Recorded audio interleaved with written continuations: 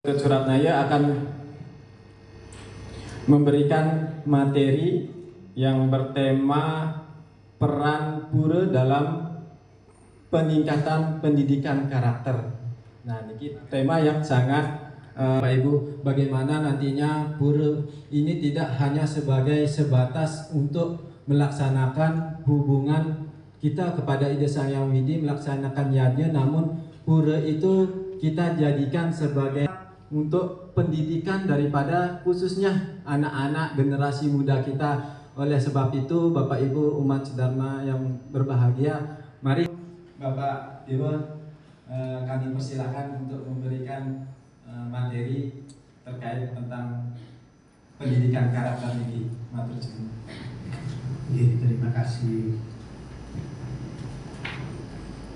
Pertama-tama izinkan saya mengaturkan Astung Dalam Menganjali Om Swastiastu. Saya muliakan serta kita sampaikan bersama bahwa Pinanggita lanang istri kalau ada, kemudian juga Bapak Ibu, para pengurus Banja, dan juga pengurus se-Jawa Barat yang saya hormati. Jadi bukan misalnya dulu saya membuat skripsi perang Merajang, ternyata disalahkan oleh tim pengujinya. Gak ada Pak, Merajang itu gak punya peran, memang Merajang bisa bergerak katanya begitu. Jadi dirubah dari fungsi. Nah, demikian juga sekarang kita rubah menjadi fungsi pura dalam peningkatan pendidikan karakter. Wah, ini keren banget. Tapi ini sering kita bukan dilupakan ya, sedikit agak terabaikan mengenai pendidikan karakter ini. Sebetulnya Hindu sangat amat luar biasa, ya sangat amat luar biasa. Saya katakan begitu kenapa? Karena saya belajar Hari Krishna, Sarvabhauma, Nambarga, Brahmakumari, ya saya sudah tahu saja lah seperti apa. Akhirnya saya mendapat pencerahan di Purdanggap. Itu perjalanan saya singkat. Kemudian sebetulnya background saya bukan agama loh ya, background saya itu akuntansi. Saya 23,5 tahun jadi akuntan di perusahaan minyak. Kemudian baru tahun 1999 saya belajar agama, ya agama Hindu khususnya. Namun sejak tahun 87 sampai 98 itu saya belajar agama Islam sebetulnya. Ya. Nah, Bapak Ibu sekalian, kita lihat tadi saya katakan bahwa seringkali kita agak lupa mengenai pendidikan karakter. Padahal Hindu sendiri itu sangat amat luar biasa. Kalau kita bicara pendidikan karakter, sudah dimulai ketika calon janin ada dalam kandungan ibu, ya. Hanya kita lihat bahwa manusia yang diawali ketika kandungan berumur 7 bulan kan. Lah, sebelum 7 bulan bagaimana? Nggak ada apa? Harusnya ada. Bahkan kalau saya baca dalam Ayurveda, 1 bulan kehamilan sudah ada sesuatu yang harus kita lakukan. Minimal berterima kasih lah. Ada canang, mungkin kalau orang Bali ada segahan, ya. Paling nggak itu 1 bulan loh. Kemudian bulan kedua, menurut Ayurveda sudah kelihatan sebetulnya anak itu nanti laki-laki atau perempuan. Bulan kedua loh.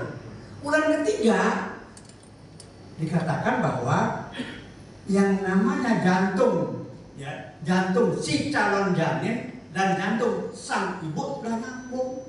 Pertama, yang kedua itu dikatakan juga bahwa tali pusat si calon janin dengan si ibu sudah nyambung. Nah, kondisi ini dianggap sebagai sesuatu yang ekstrim, maka kita kenal yang namanya nidam, berdampak pada ibu. Ya, nidam itu karena ini akibat yang ekstrim ini. Nah, bulan keempat kehamilan itu sudah apa? Mulai tumbuh jaringan otak. Bayangkan kalau kita mau anak itu pinter, ya kita lakukan sesuatu. Kemudian bulan kelima dan bulan keenam itu perkembangan dari yang sebelum-sebelumnya. Bulan ketujuh baru dia katakan, oh ini manusia ini udah lengkap ini. Ya, tapi bulan ke-8 secara fisik tidak ada masalah, tetapi secara mental dia melemah. Maka sering dikatakan lebih bagus kalau lahir bulan ke-7, jangan bulan ke-8 atau bulan 9 sekalian, kan begitu. Nah, ini sebetulnya kalau di Jawa sejak bulan pertama itu sudah ada ritual. Pertama, kedua, Jawa ada semua ini. Tapi kita kalau terpaku kepada sumber sastra yang namanya Lontar Kuna Dresti, bulan ke-7 baru dianggap manusia. Lah, Lalu sebelum bulan 7 bagaimana? Padahal itu menyangkut masalah perkembangan yang sebetulnya sudah mulai kita berbicara tentang pendidikan karakter. Bahkan dalam Mahabharata dikatakan sejak dalam kandungan ibu itu sudah entah dia menghitung, entah dia baca sloka. Walaupun belakangan ini ada seorang tokoh besar yang mengatakan anak-anak nggak boleh baca sloka. Loh, kenapa? Justru itulah awal.